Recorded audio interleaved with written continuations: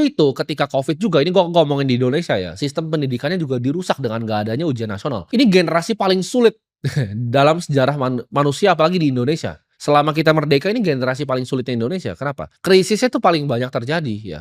Pandemi itu 100 tahun sekali dan kenanya di pertumbuhannya Gen Z. Ya pasti sulit jadinya.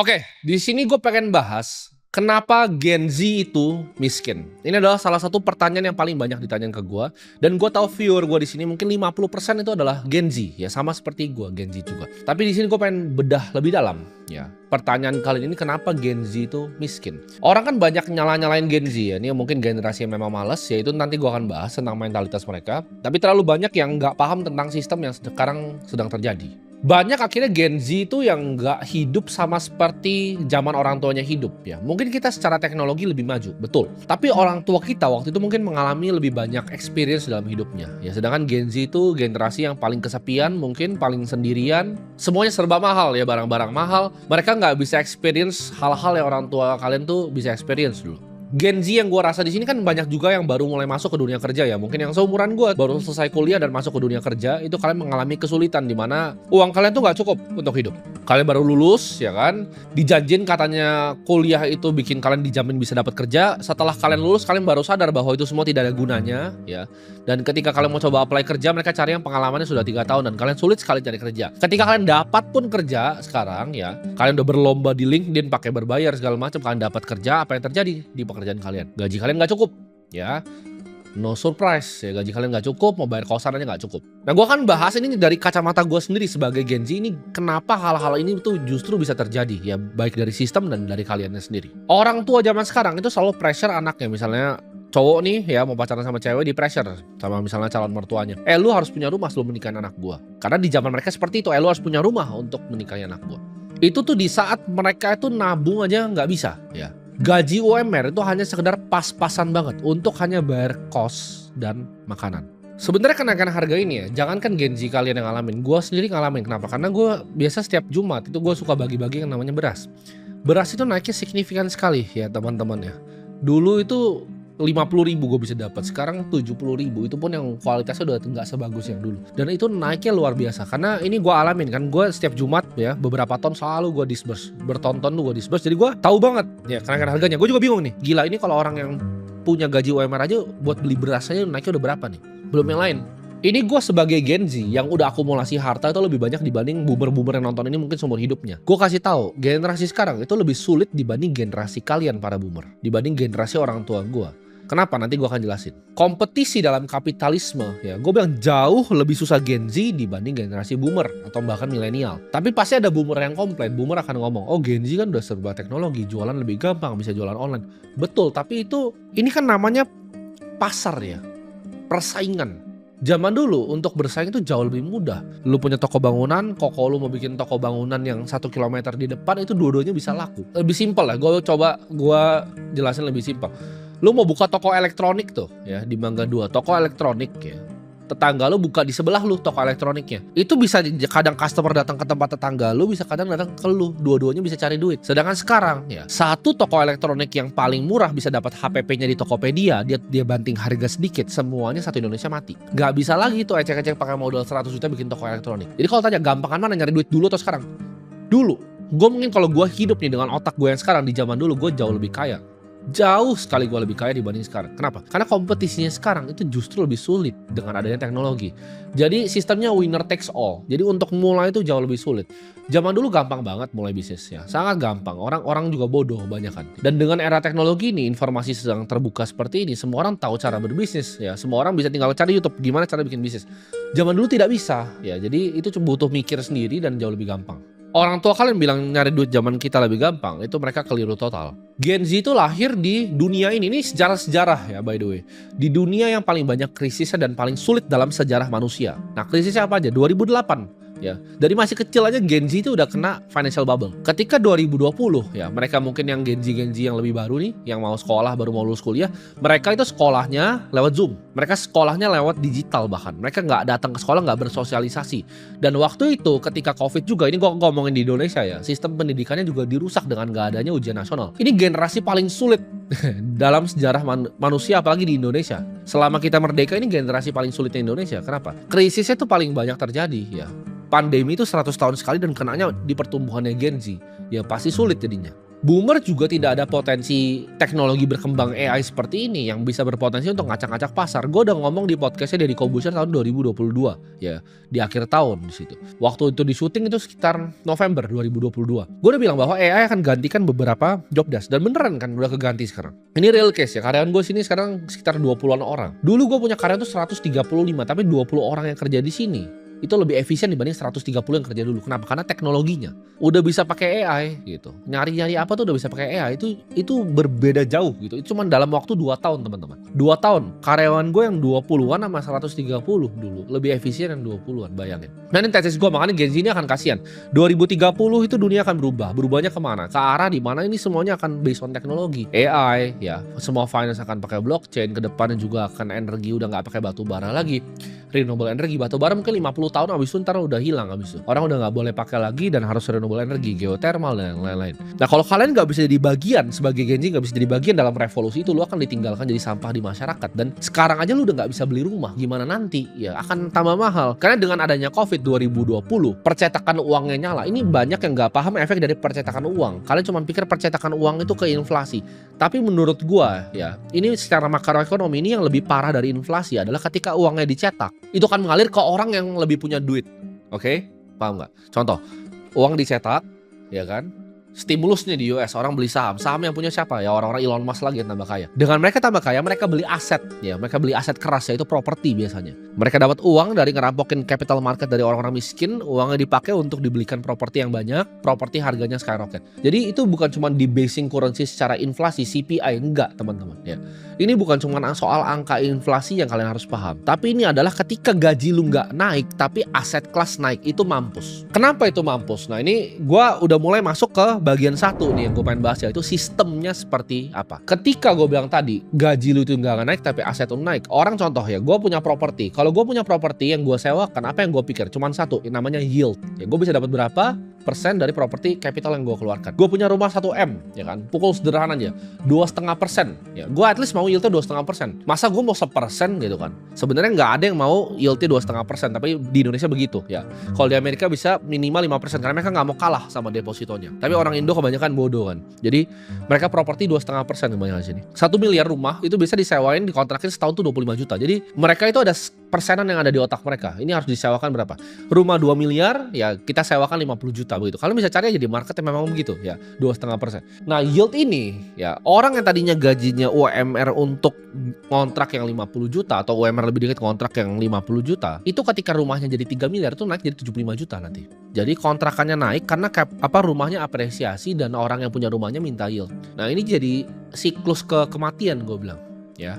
Otomatis itu menyebabkan rakyat tambah miskin. Jadi kalau umur 27-28 disuruh menikah sama orang tuanya, terus kalau lu gak bisa beli rumah, ya lu gak akan, memang tidak akan bisa beli rumah. Paham gak? Karena zaman mereka sewa, naiknya gak begitu. Rumah gak naik dari 1M sampai 3M dalam waktu berapa tahun. Lama sekali, rumah cuma 100 juta dulu. Sekarang rumah 1M lu cari di Jakarta itu di pinggir kali, di pinggir gang gitu. 1M tuh dulu bayangan orang, itu rumah kayak di sinetron. Enggak teman-teman, 1M tuh rumah di pinggir gang di sini. Ya, you get fucking nothing dengan 1M. Itu uang yang gak ada artinya di Jakarta. Kalian harus paham, ini arah dunia ini ke sana. Nanti rumah 5M itu rumah di pinggir gang, dan lu bingung gitu, kenapa gue miskin gitu? Karena lu gajinya UMR, rumahnya naik. Orang yang punya duit dari hasil inflasi itu, ya percetakan duit itu, orang yang dapat keuntungan dari itu, mereka buy up property, bikin kalian tambah miskin. Jadi mereka mau gimana? Ya itu hanya satu, itu cuma masalah tentang tempat tinggal, housing. Edukasi, ya edukasi kita dirusak lah, gue bilang. Dirusak dengan ujian nasional dihilangin. Mereka kira kita negara seperti Finlandia, padahal jelas sekali kita di Indonesia itu negara Asia yang lebih cocok kalau mau nyontek yang maju, nyontek Cina. Ya, lu tes sampai mampus anak-anaknya. Anak-anak zaman sekarang gue berani jamin ini kalau dites IQ lebih bodoh lagi dibanding generasi sebelumnya. Mereka ditanya basic aja nggak tahu gitu, matematika dasarnya mereka nggak bisa selesaikan. Kenapa? Karena tidak ada ujiannya. Ya ini udah bobrok dari sistemnya. Kita belum bahas bahkan higher education. Ini problemnya banyak sekali ya. Lu pegang omongan gue sini, gue bilang kelas menengah akan hilang, betul kejadian. Gue bilang AI akan ini 2022, betul kejadian. Gue bilang Bitcoin akan segini harganya, betul kejadian. Sekarang gue ngomong lagi di sini. Nanti UKT ini ya akan dibikin persis student loan seperti di Amerika. Ya, persis seperti di Amerika. Harganya akan terlalu tinggi, ya pemerintah akan mikir gimana caranya gue begini ya. Dia akan keluarkan yang namanya student loan, terus dia kerja sama bank-bank di Indonesia untuk ngutangin anak-anak. Nah ini kalian akan masuk ke perangkap setan finansial, di mana kalian mau belajar untuk pendidikan tinggi yang tidak ada gunanya, terus lu harus ngutang pakai uang yang lu tidak punya. Lu harus ngambil riba, lu harus take riba untuk dapetin pendidikan yang belum tentu kasih lu kerjaan. Itu lu masuk lingkaran setan itu habis itu. Selesai habis itu Gen Z ya. Tinggal dia bikin program student loan dan selesai menurut gue generasinya. Ini akan mampus masuk ke lingkaran setan nih, nggak bisa bayar utang sampai seumur hidupnya. Gen Z belum nyampe tahap sana. Soon tapi gue bilang sebelum 2030 lah ini semua akan jadi kenyataan. Kenapa gue bisa lihat ini? Karena gue make a living, gue adalah seorang investor. Gue itu kalau salah bet sesuatu gue hilang duit. Jadi kalian harus paham, gue itu bikin duit dari betting masa depan seperti apa. Ya gue beli MicroStrategy dari berapa, gue beli Nvidia. Gue itu make a living by seeing the future. Jadi kalau kalian bingung, kenapa bisa begini? Karena I make a living doing this gitu. Gue tahu ini akan mereka bikin student loan. Mungkin sekarang belum. Ya, 2 tahun 3 tahun kita lihat aja. Dan kalau kita lihat secara job market, pekerjaan yang ada 5 tahun lalu sama sekarang itu udah berbeda. Desainer udah nggak seseksi dulu, programmer pun udah nggak seseksi dulu. Orang yang belajar programming seumur hidupnya mungkin bisa digantikan nanti. Ketika GPT-10 udah keluar language model yang baru atau Claude Sonnet yang baru, itu digantiin ya. Kalian tinggal ketik, oh gue mau programnya seperti ini, gue bahkan bisa bikin sendiri sekarang programming. Gue ada basic ya, gue ngerti gitu kan, Java, Python. Tapi dengan adanya language model seperti Claude punya, gue gampang sekali coding sekarang. Gue pun bisa kerjakan sendiri tanpa bayar orang, bayangin. Nah gimana itu pekerjaannya kemana nanti? Nggak ada ya kan. Jadi job marketnya tambah sulit, housingnya tambah mahal, edukasinya tambah mahal. Ya gimana nggak miskin generasinya. Nah tapi problemnya dengan kalian paham sistem-sistem ini ya kan. Gue gak suka cuman bahas sistem-sistem ini, gue sama kayak YouTuber di luar gitu. Ngomong ini jelek, ini jelek, ini. Tapi gak ada solusinya. Jadi ini sistem adalah sesuatu yang tidak bisa kontrol. Ya gue tahu ini busuk ya.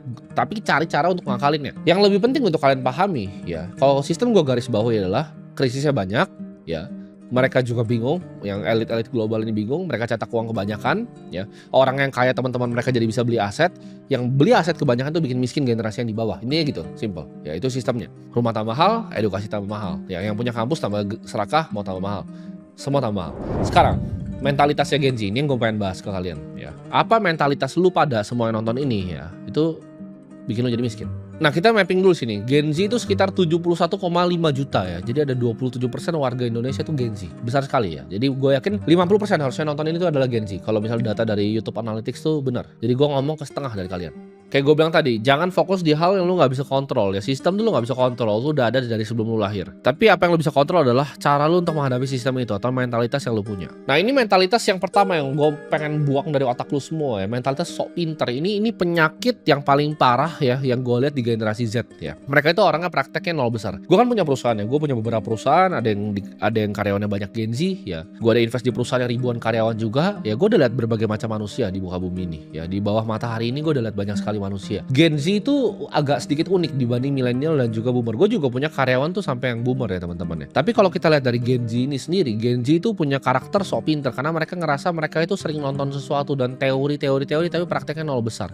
Makanya gue suka ngeliat tuh kadang seliweran ya, kalau gue lagi iseng market research di TikTok, itu gue bisa lihat anak 16 tahun ngajarin orang gimana caranya ngatur duit secara finansial. Itu kan goblok. Satu, kencing lu belum lurus, lu 16 tahun prefrontal lobe lu ini belum terdevelop gitu. Lu bahkan mikir decision making aja belum bener. Lu masih emosional, masih bego. Karena waktu gue 16 tahun gue nggak buka begini kamera terus ngajarin orang. 16 tahun gue jualan keliling, gue develop real skill. Makanya gue 24 tahun bisa ngomong di sini karena ini udah 10 tahun gue bangun. Skill set gue ini 10 tahun gue bangun baru gue sharing ke kalian. Gue bukan orang yang begini kayak nggak ngerti apa-apa. 16 tahun ya itu gue masih jualan sedotan keliling, gue masih baru merintis mulai agensi pertama gue masih jualan pomade, gue ngalamin jatuh bangun, belajar accounting. Itu gue yakin ya orang yang ngajarin finansial umur 16 tahun di TikTok ini, lu tanya tentang accounting, gue duduk di sebelah sini gue tanyain accounting itu nol besar. Gue tuh dulu ngajar gimana caranya lihat laporan keuangan di sekuritas teman-teman. Itu anak-anak kecil itu dia neraca aja nggak paham gitu cara kerjanya, three statement nyambungnya seperti apa nggak paham mereka ya. Matematikanya mungkin masih goblok, tapi mereka ngajar orang ini cara ngatur finansial. Itu Gen Z itu penyakitnya. Dan ini banyak sekali di dunia kerja. Itu kan di dunia yang perkontenan. Tapi kita nggak mau bahas itu. Dunia kerja ya. Mereka itu baru masuk kantor, ngerasa mereka paling pintar, padahal prakteknya nol besar, terus bikin semua orang kesel. Itu yang terjadi. Makanya gue jujur ya, gue jarang mau hire Gen Z gitu. Gue benci itu. Karena mereka ini, lu tahu apa sih gitu. Lu baru nonton TikTok sekali terus kayak merasa paling pintar. Itu harus dibuang tuh. Sok pintar tuh bisa bikin lu mati aja cepat itu.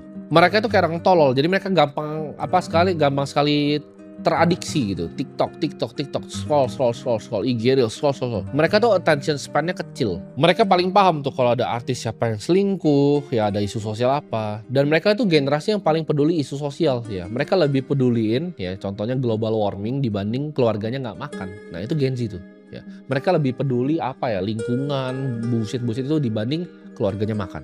Secara mentalitas juga mereka tuh lebih FOMO ya, lebih boros, lebih gampang ngikutin tren. Oke, teman gue itu pakai celana baggy, gue mau pakai celana baggy. Teman gue pakai sepatu ini, gue mau pakai sepatu ini. Teman gue ada labubu, gue mau pakai labubu. Mereka itu sangat spending. Udah gue bilang tadi, udah sulit nih ya, nggak mau investasi, maunya spending. Kenapa? Karena mereka FOMO sama teman-temannya. Oh teman gue beli laptop ini, gue beli laptop ini. Oh pakai iPhone ini, jam tangan ini. Trendy. Mereka peduli sekali trennya tuh sekarang tuh apa sih fashion trend sekarang, apa sih tren ini sekarang.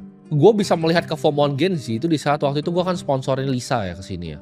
Gue sponsor Lisa, gue duduk di situ kan.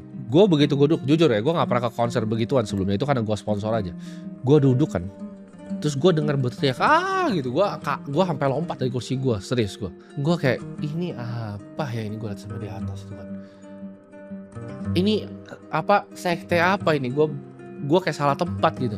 Mereka tuh berteriak tuh gue sampai nggak bisa dengar apapun gitu. Gue sampai kayak lompat ya. Gue itu lompat dari kursi gue. Ini nggak lebay. Begitu Lisanya keluar, wah Lisa. Gue kayak oke enggak. Gue ngobrol sama promotor kita di tangga di atas aja gitu.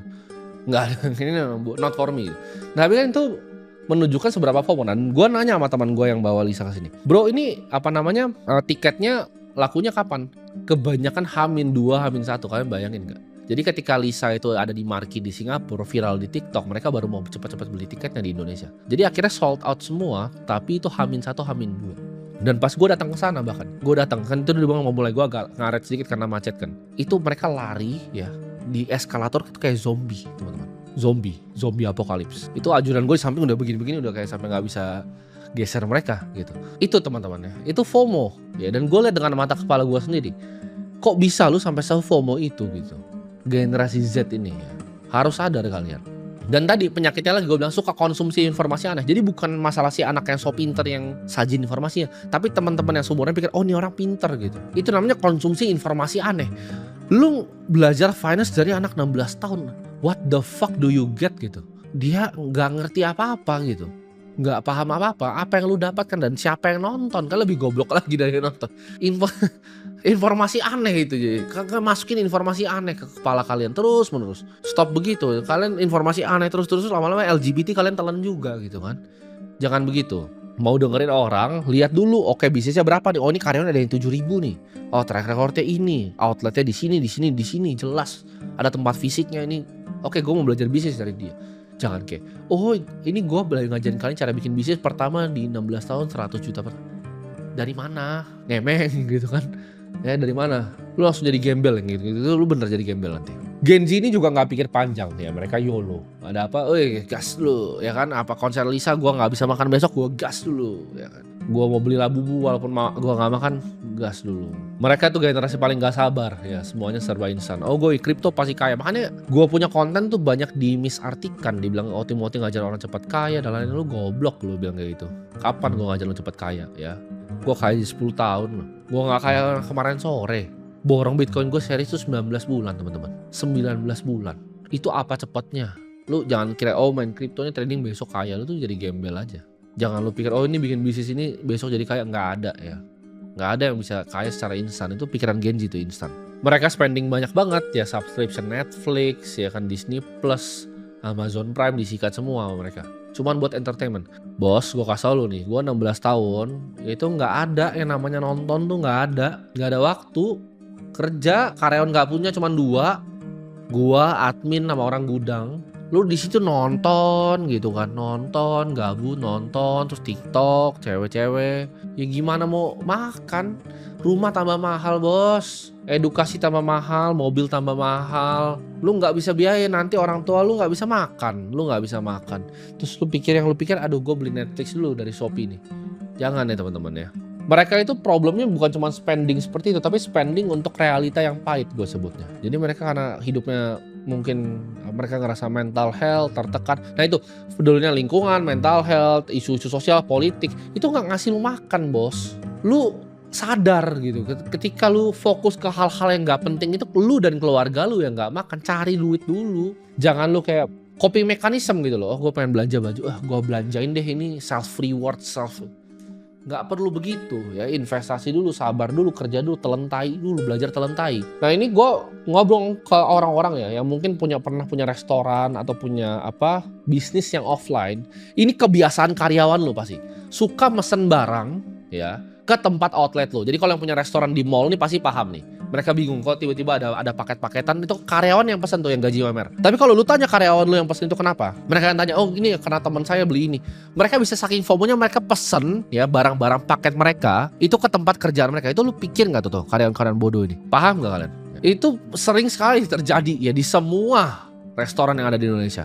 Sekalian tanya deh yang punya restoran di mall tuh, sering pasti ada paket dari karyawannya itu, orang kitchen-nya lah siapa, pesen, kayak ngapain sih lu pesen ke tempat kerja gitu loh. Dan ini pastinya Gen Z nih biasa, mereka cuma lihat kayak dino kuning lucu beli, mereka lihat apa lagi beli, gantungan kunci beli, kayak aneh banget gitu. Jadi itu coping mekanisme, makanya aduh hidup gue susah ini lucu terus gue beli gitu, kayak apa itu, fungsinya apa. Gen Z itu juga adalah generasi passion gue sebutnya, gak passion ini nggak mau ya. Lu kalau kasih tahu gue ya, lu bayar gue misalnya 100 miliar terus ada tai di sini nih berserakan di kantor gue di atas meja, terus gue harus lapin setiap hari, tapi lu bayar gue 100 M, itu gue lap tainya. Gue nggak punya passion, gue cuma maunya duit. Apakah gue passion lakukan apa yang gue lakukan? Nggak juga.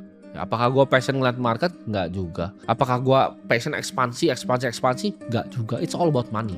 Lu kasih gue 100 M, ngapelin tai di depan lu, ngambil makan beling sedikit, gue makan belingnya sambil gue pel tainya. Jadi lu jangan kayak dikit-dikit kayak mikir, oh ini passionku bukan ini nih. Passionku tuh kayaknya bukan ini, tai lah. Cari duit dulu ya, nanti lu jadi kalau nggak makan tai beneran. Mereka juga generasi paling bullshit, omon-omon gue sebut, generasi omon-omon. Jadi paling ngerasa jagoan tuh kalau tongkrongan. Oh gue mau bikin bisnis ini, ide bisnis gue coffee shopnya keren nih. Tapi itu cuma berhenti situ, mereka takut gagal soalnya. Jadi nggak ada yang dimulai, nggak ada yang dikerjain, nggak ada yang pernah diapa-apain. Cuman berhenti di obrolan coffee shop bisnisnya, selesai. Ya, sampah. Nah solusinya apa? Solusinya adalah ya lu ulang video ini 10 kali ya, dari yang part mentalitas tadi lu ulang semua atau yang gue bahas. Lu jangan lakuin, hidup lu pasti berubah, gue jamin. Lu jangan lakuin semua yang gue sebut tadi, sok pintar, nontonin orang bodoh, itu lu ulang lagi yang semua gue ngomong tadi. 10 kali lu ulang ini video di part tadi, hidup lu pasti berubah. Fokus create value di masyarakat ya. Jangan punya mentalitas kayak yang gue sebut-sebutin tadi barusan. Jangan ada itu, dibuang semua ke laut. Jadi setiap kali lu kayak lu karyawan nih, Gen Z nih, terus kayak aduh ini lah bubunya keren, langsung pukul kepala lu bilang, Timothy bilang jangan. Tiap kali lu mau ngapain gitu, ini soal passionnya kayaknya enggak, pukul kepala lu sendiri. Gue bilang jangan gitu. Ya. Jadi tonton ulang ya, pahamin, resapin, dan semoga hidup lu berubah.